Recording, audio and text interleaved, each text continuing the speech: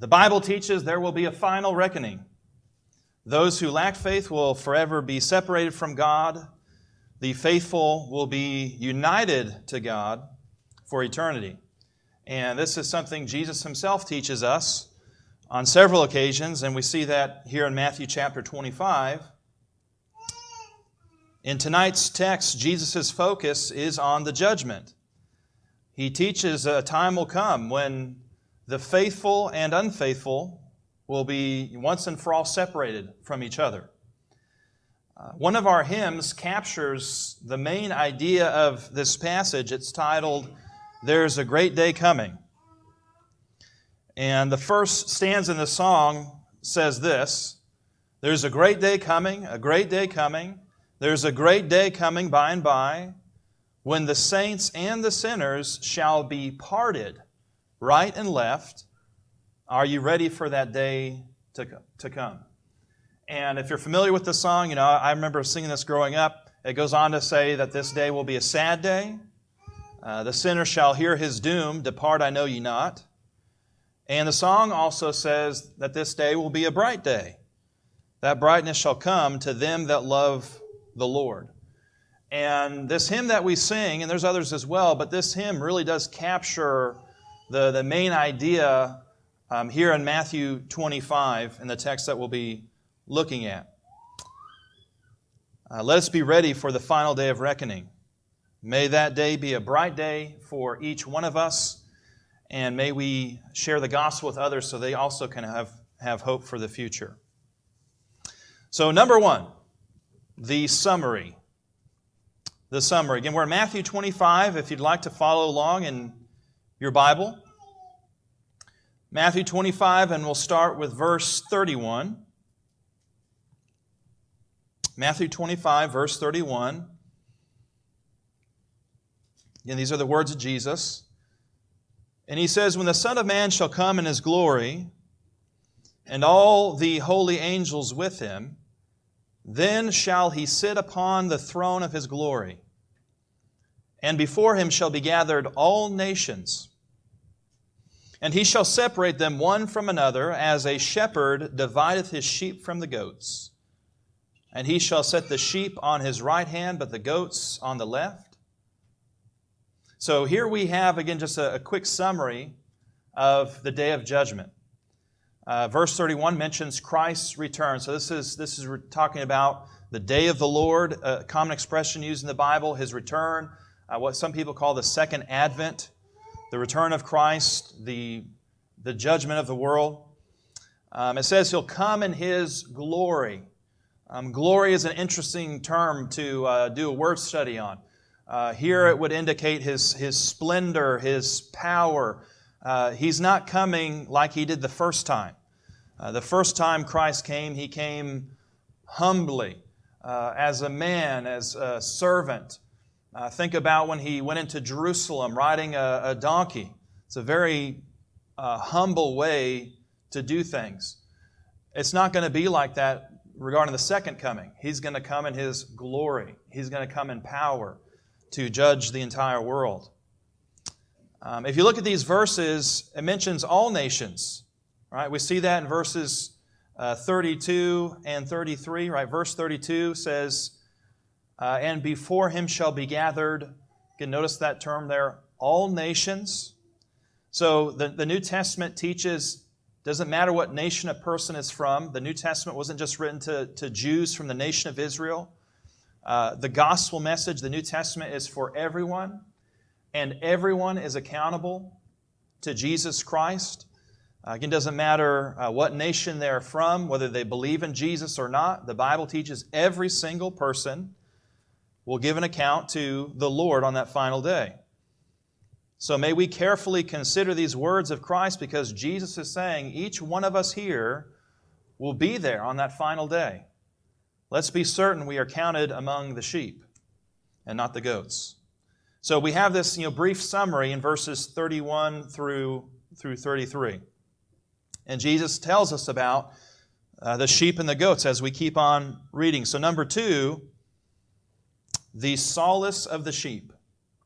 The solace of the sheep. Let's pick up with verse 34. Matthew 25, verse 34.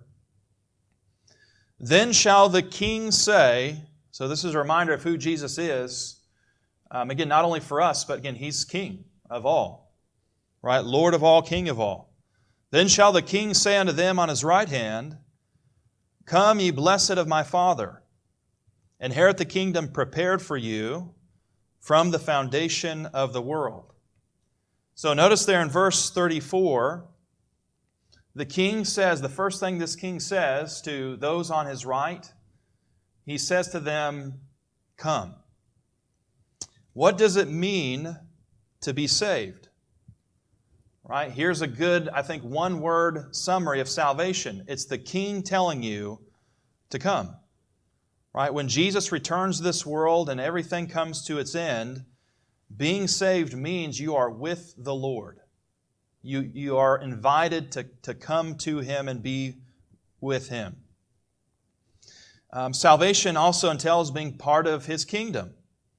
Right? According to verse 34, how long has this kingdom been around?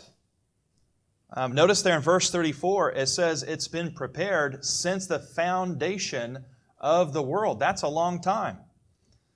So the kind of kingdom Christ here is talking about is not a man-made kingdom, not an earthly kingdom.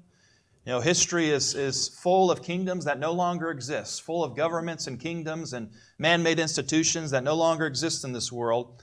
Jesus is talking about God's kingdom, an eternal kingdom. Again, those who are saved get to be a part of that institution. Let's continue with verses 35 and following here.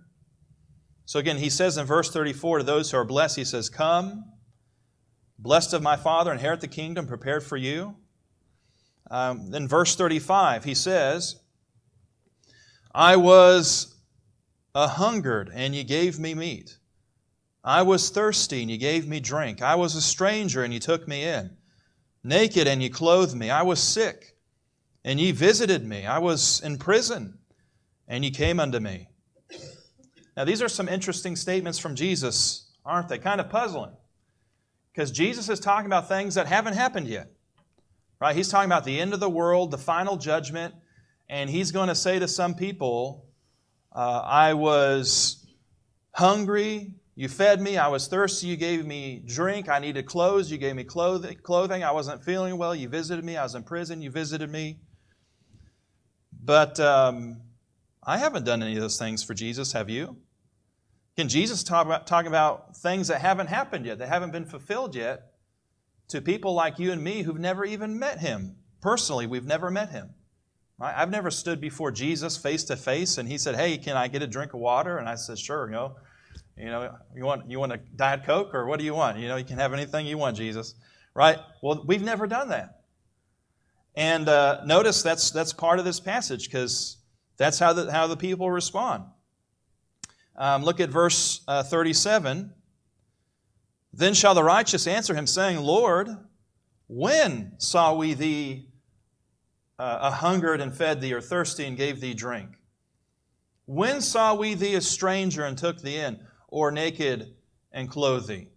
Or when saw we Thee sick or in prison and came unto Thee? Right? So it's expected people are going to respond that way. Well, we've never done these things for you, if I could just summarize it in my own words. We've never done these things for you, Jesus. Right? So we see their questions there. Notice His response in verse 40. The king shall answer and say unto them, Verily I say unto you, inasmuch as ye have done it unto one of the least of these my brethren, ye have done it unto me. Here is a significant mystery. Jesus and His brethren are one. Who are Jesus' brothers? Keep your Bible marked here and go back a few pages to Matthew 12. Matthew 12, and let's go to verse 49. And he stretched forth his hand toward his disciples and said, Behold, my mother and my brethren. Notice what he says here, Matthew 12, verse 50. For whosoever shall do the will of my Father, which is in heaven, the same is my brother and sister and mother. So here we have three things that are all essentially the same. They're all interchangeable. A disciple, someone in Jesus' family, whether you are old enough to consider yourself a mother to Jesus, or a brother or sister. So a disciple, his family, and those who do the will of the Father. Those are all essentially the same thing in Jesus' point of view. And again, keep that in mind as we go back to Matthew 25 and think about Jesus' comments here and some things that are going to happen on the final day of judgment. You know, Jesus says, I was in need and you helped me. And people are going to say, well, what do you mean? We never saw you this way. We never did anything for you. And again, Christ says, you know, as much as you did it to one of my brothers, right, sisters, and so on, my disciples, he says, you've done it to me. May we have the strength to see Jesus in each other. Again, if you and I are Jesus' brother or sister, then we're all part of the same family. And again, that's what it means to be a disciple. That's what it means to be a doer of God's will. Number 3, the separation of the goats. This is the third and final point tonight, the separation of the goats. Continuing in our passage, Matthew 25, verse 41. Then shall he say also unto them on the left hand, Depart from me, ye cursed, into everlasting fire, prepared for the devil and his angels. You know, what does it mean to be lost? Again, notice the first words out of the king's mouth to those on his left. He tells them to depart. Again, that's what it means to be lost. When everything is said and done, a person is without the Lord. They are told to leave His presence. Now, hell is described in various ways, and I'm not sure about how literal or the physicality of hell, the physicality of heaven, and how we should understand these things. But we should understand hell, whatever we think about it, it's bad because that's where a place away from God, away from His presence. But here again, notice how it's described. The fate of those Jesus tells to depart, He describes it as everlasting fire. You know, I've heard some people make this claim. If you translated the Bible properly, the term hell would no longer exist. And that simply is a false idea. Right? Everlasting fire is ta pur ta ionion. Eternal fire. That's literally what the Greek says. You can't untranslate or translate out this concept in Scripture that those who lack faith will one day be separated from God for all eternity. Again, that's exactly what the Scriptures teach. So again, this place is described as a separation, a place away from the Lord's presence. It's described as eternal fire. It's also described as a place which is prepared. Again, that's an interesting word. Again, just as the kingdom's prepared, this place is also prepared. Prepared for the devil and his angels. Continuing with verses 42 and following, Christ here repeats what He said earlier. He says, I was hungered, but here everything is negated. He says, you did not give me food. Right? Verse 42, I was thirsty, and you gave me no drink. Verse 43, I was a stranger, and you took me not in. Naked, and you clothed me not. Sick and in prison, and you visited me not. So as we look at this passage, the same thing applies to you and me. How could Jesus make these statements? You and I have never failed to do these things for the same reason before. Jesus has never stood before us and said, I'm hungry, I'm thirsty, and we tell Him, hey, go hit the road. Right? We've never done that because we've never had the opportunity to do that. And again, the text here anticipates that kind of response. Look at verse 44. Then shall they also answer him, saying, Lord, when saw we thee a hungered, or athirst, or a stranger, or naked, or sick, or in prison, and did not minister unto thee, did not help you? Right? And we see his answer. Again, that's a fair question, isn't it? Because again, Jesus talking to people about people who will never meet him. Never meet him in person. So again, verse 44 is a fair question. And once again, we see his answer there in verse 45. Then shall he answer them, saying, Verily I say unto you, inasmuch as ye did it not to one of the least of these, ye did it not to me. Now notice the slight difference here in the response. Now in this passage, there's these two sections are virtually identical, right? Jesus saying, I was hungry, I was thirsty, and so on, and you helped me. And then to the other folks, I was hungry and I was thirsty, and you did not help me. But notice the slight difference. If you look at verse 40, it mentions his brethren, right? His family. The king shall answer and say unto them, Verily I say unto you, inasmuch as you've done it unto one of the least of these my brethren, you've done it unto me. And when you look at verse 45, there's no mention of brethren in verse 45. He just says, Can those who failed to help others in need? He says, Verily I say unto you, inasmuch as ye have not, did it not to one of the least of these. Right? It doesn't mention brethren there, it just says the least of these. You did it not unto me. And this is a reminder that we should do good to all people. We shouldn't discriminate. Now, of course, we want to care specifically and have, I should say, special care and concern for our Christian family. But again, we want to show our general love, our concern for all people. Galatians 6 verse 10 says, as we have their opportunity, let us do good unto all men. And then it says, especially unto them who are of the household of faith. So again, we ought to do good to everyone. If anyone's in need, if anyone truly, and again, we're talking about people who need the necessities of life, someone who needs food, who needs water, who needs clothing, and so on. If someone needs those things and we can help, then we should help. Again, whether they're Christian or not. And again, especially if they are Christian, we should definitely help. As we look at this passage in Matthew 25, we have a subtle nod to Jesus' deity, Jesus' godhood. The Bible teaches every human being bears the image of God. And some people wonder, what does that mean? We're created in God's image. We're created in His likeness. And some people will think of that as a mutable quality. They'll say, well, that means we have a conscience, or we have free will, or we're intelligent. Some kind of quality like that. And I would suggest to you that's not a good way of looking at that teaching.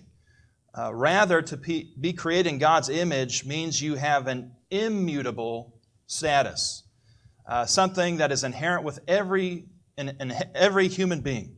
Right? Just by the fact that you're a human being, you bear God's image. So that would mean whether a person is conscious or not. Right? When I go to sleep at night, I'm not conscious. Right? I'm asleep. Does that mean when I sleep I lose the image of God or no longer bear the image of God? Some people, because of circumstances, can't exercise free will. Some people are more intelligent than others, right? Well, does that mean someone who's more intelligent, they have more of the image of God? Well, no. Again, this is just a status every human being has. We are created in the image of God, period. And again, it's not something that changes or we lose. Again, a human being, just by virtue of him or her being a human, means they bear God's image. And this is reiterated several times in the Bible. It's mentioned several times in the book of Proverbs. It's mentioned in New Testament books. Here it's mentioned in James. It says, But the tongue can no man tame. It is an unruly evil, full of deadly poison. Therewith bless we God, even the Father, and therewith curse we men, which are made after the similitude of God. James 3, verses 8 and 9. And he goes on to say, that's not how it should be. We should not be hypocritical that way. We shouldn't, one day be praising God and the next day turn around and be cursing our fellow man. Right? He says it shouldn't be that way. If we're praising God, we should also not wish ill or harm to our fellow human beings who are created in God's image. So, looking at Matthew 25, think about Jesus' words carefully. Why should we do good things to our fellow man, our fellow human beings? Right? And again, male and female, we are created in His image. Why should we do good to people? Notice here the text does not say, in this passage, it does not say because we bear God's image, God the Father, but because we bear the image of Jesus. Again, in other words, when we look at a person, any person, we ought to see Christ in that person. Again, whether they're a believer or not, whether they're a Christian, one Jesus considers his brother, his sister, or if someone's lost, we should still see that inherent value in them, that they are an imager. They bear the image of God. They bear the image of the Lord. Jesus' sacrifice on the cross is for the entire human race. And thus Jesus has put an objective value on each person's life. And Jesus values each person so deeply that He considered it worth going to the cross and laying down His life for one person, right? For all the human race. And so whether it's a child in the womb, a ditch digger, a doctor, someone in hospice, a friend or foe, we ought to value all people the same way Jesus does. And again, if there's someone who has obvious need, who's missing the necessities of life, and we can do something to help them, we shouldn't hesitate. We should help them, again, no matter what their background, no matter what they believe, no matter their walk of life. We should try to do good to all and see Christ in all. We come to the last verse in this chapter, verse 46, where we have the conclusion of everything Jesus has said. Again, talking about all nations being gathered before Him, all nations being separated, and Him pronouncing His judgment. Just in summary, some are saved, one group is saved, the other group is lost. And He says there at the very end, verse 46, "These shall go away into everlasting punishment, but the righteous into life eternal." Those the King will bless and those He will condemn are set in contrast here. And we see several contrasts throughout this whole context. The blessed enter into the kingdom that has been prepared since the foundation of the world. The curse, those who are condemned, they go into eternal fire. Again, also a prepared place, a place prepared for the devil and his angels. And we see there in the last verse, verse 46, we see everlasting punishment in contrast to life eternal. And notice Jesus says people will go to these places. Again, look at verse 46 carefully. He says, "These shall go away into everlasting punishment." And then the go is implied again in verse 46, "But the righteous," and the go is implied, "will go into life eternal." If you trust in Jesus, heaven and hell are not imaginary. They are not a state of mind. They are not something that exists here and now in this world. Right? Jesus teaches, there's going to be a future day, a day when He returns. All nations will be brought before Him. One group will be saved, one group will be lost, and they're going to go certain places. Right? And we need to be ready for that day. Again, I mentioned that song we sing says, "Are you ready? Are you ready? Are you ready for the judgment day? Are you ready? Are you ready? Are you ready for the judgment day?" When we consider our world and what happens in our world, we can be shocked and saddened by its violence and by its cruelty. Just recently, that shooting in Winder. Stuff like that happens all the time. Just, again, cruelty and violence we see in our world. And if we stop focusing on God and His Word, the wickedness of this world, it can weigh us down and give us a feeling of hopelessness, of sadness. But we need to resist those feelings. The Bible repeatedly teaches that justice exists. Ultimate justice exists. People who have failed to respect and help their neighbor will one day face the consequences of their actions. Not because they are inhumane, right? Inhumane literally means acting like a human. And you see the word human in that word inhumane. A lot of people use that word. Nothing wrong with that word, but it's a secular word. Again, people are not going to be condemned simply because they're inhumane. Those who are in danger of the judgment are guilty because they have broken God's standards, not because they've broken human standards. The Lord declares every human life is inherently valuable. Again, He was willing to lay down His life for us. This is a profound teaching, and it's one of the standards by which we'll be judged when the world ends. May we truly love God and love our neighbor as ourselves, and let us be ready for that final day. And if there's anyone, who's not ready, we encourage you to believe in Jesus Christ. Put Him on in baptism and follow Him as His brother, as His sister. And if there's anyone who hasn't done that tonight, we can aid you in doing that. If we could offer prayers or encouragement for you, then please let us know by coming forward as we stand and as we sing.